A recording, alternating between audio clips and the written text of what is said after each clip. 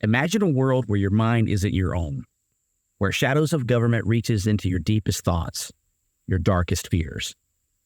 A place where reality is blurred and nothing is as it seems. Welcome to the world of MK Ultra, and welcome to the Lore Chronicles.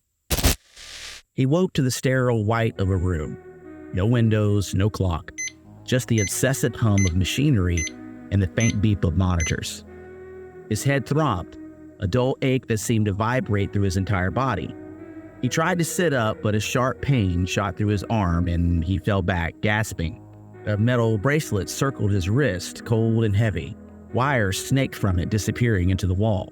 There was a number tattooed on the inside of his forearm. 42. Days turned into a blur of isolation and experimentation.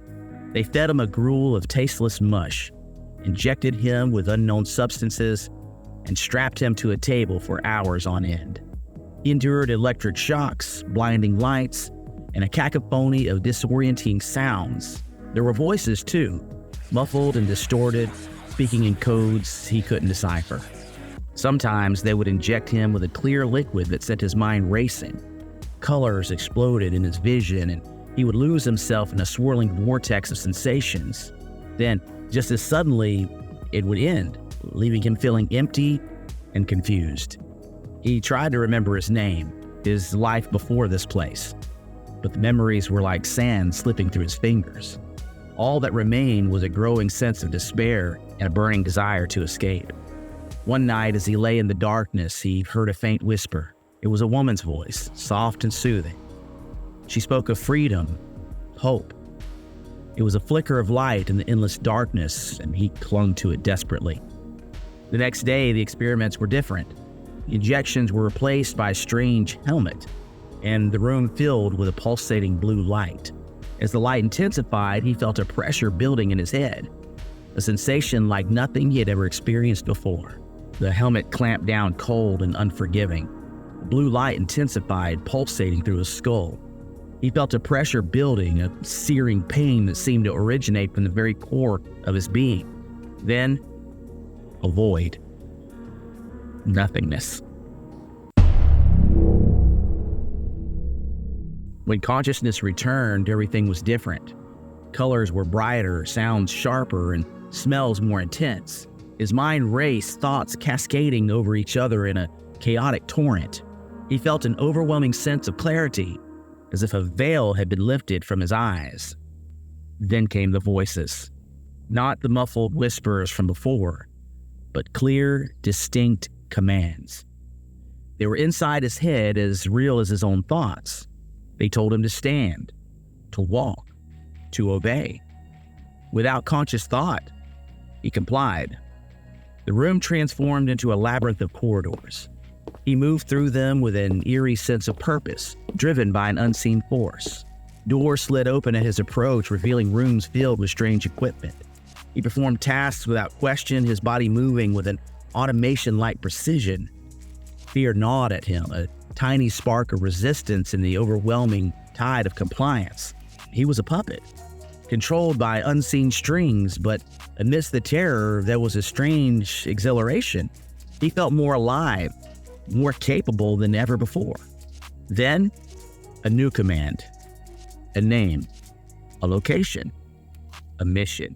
The world outside the sterile white room was about to be introduced to Subject 42. He stepped out into the world, a ghost in the machine, a weapon with a mind of its own. The city was a maze of shadows and neon lights, a world alien to the sterile confines he had known. As Subject 42, he moved through it with a predatory grace, a ghost in the machine. His target?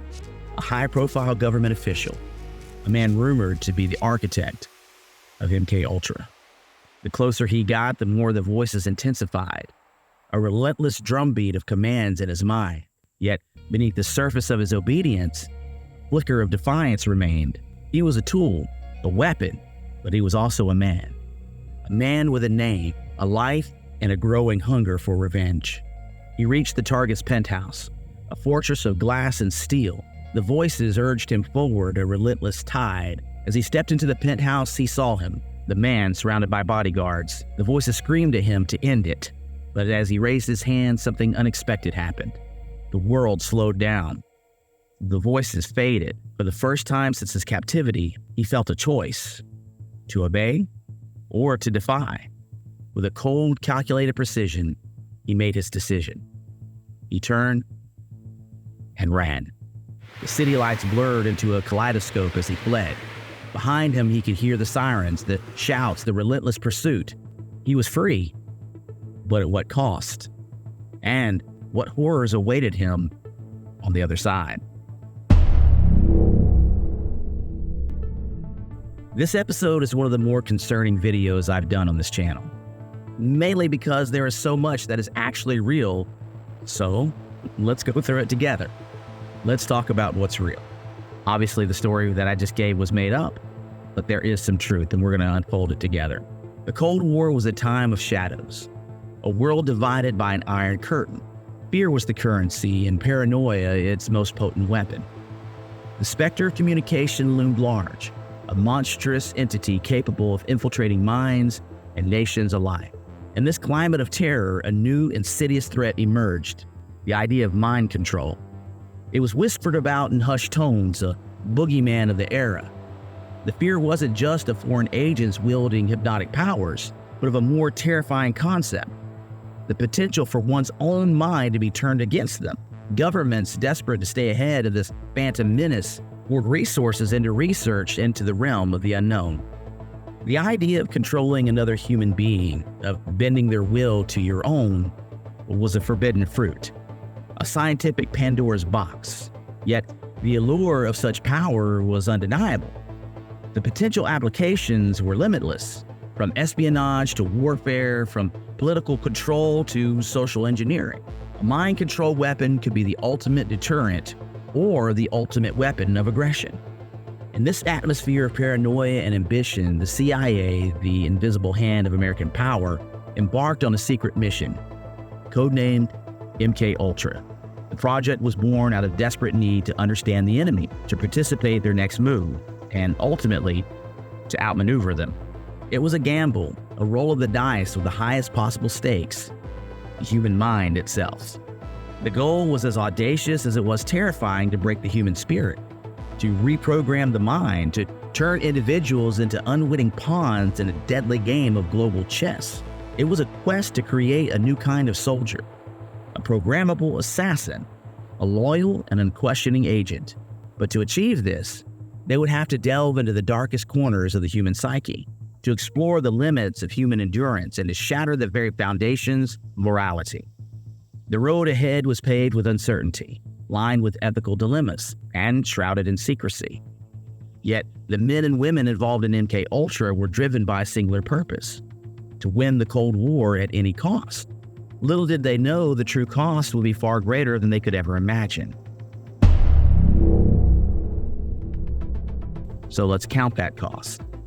Behind the sterile language of scientific reports and the cold calculations of strategy lay a harrowing reality.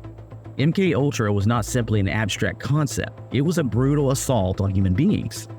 Countless individuals, many of them unwitting, became guinea pigs in a monstrous experiment. Their stories are a testament to the depths of human cruelty. Some were subjected to electroshock therapy, their minds scrambled by electric currents. Others endured sensory deprivation, their senses stripped away, their minds adrift in a void of nothingness. And then there were the drugs: LSD, mescaline, and a cocktail of other substances administered without consent. Their bodies and minds transformed into chaotic landscapes. The physical toll was often immediate and devastating. Seizures, organ failure, and crippling pain were common after effects. But the psychological scars ran even deeper.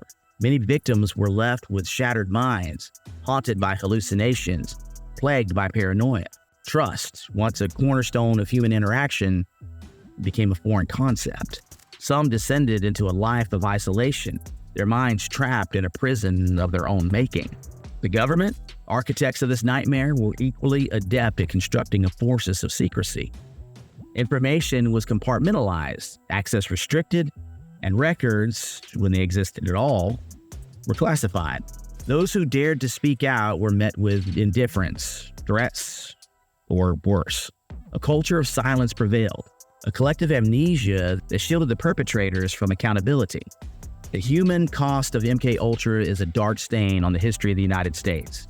It is a reminder that even in the pursuit of noble goals, the ends can never justify the means.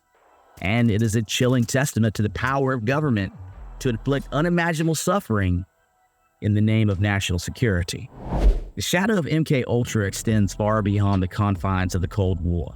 Its legacy is a complex tapestry woven from threads of conspiracy, ethics, and accountability. The program has become fertile ground for theorists with claims ranging from the plausible to the outlandish. The assassination of John F. Kennedy, a national tragedy shrouded in mystery, has been linked to MKUltra, with theories suggesting the involvement of mind-controlled assassins. While evidence remains elusive, the program's dark history has fueled public speculation and distrust. Beyond the realm of conspiracy, MKUltra raises profound ethical questions. The deliberate infliction of harm on human subjects, the erosion of personal autonomy, and the manipulation of the mind are all actions that challenge the very core of our humanity. This program is a chilling reminder of the potential abuses of power when unchecked and the importance of safeguarding individual rights. But perhaps the most haunting question is one of accountability. While the program was officially terminated in the early 1970s, the full extent of its operations remains unknown. Countless documents have been destroyed or classified, and many victims have never come forward. The government's response has been marked by evasion and obfuscation, leaving a bitter taste of injustice. The legacy of MKUltra is a dark chapter in American history, a stain that refuses to fade. It is a cautionary tale about the dangers of unchecked power, the fragility of the human mind, and the enduring quest for truth and justice. And now, it's your turn to continue the conversation. What do you think about this program? Do you believe it was necessary? Do you believe it's still being run today, even though they say that it's stopped? I'd love to hear your take. Remember, if you like this type of content, be sure to check out the next video YouTube is recommending to you right now. And don't forget to subscribe. The algorithm loves it when you do that. And it allows me to bring this content to more people. Thanks for watching, and we'll see you next time.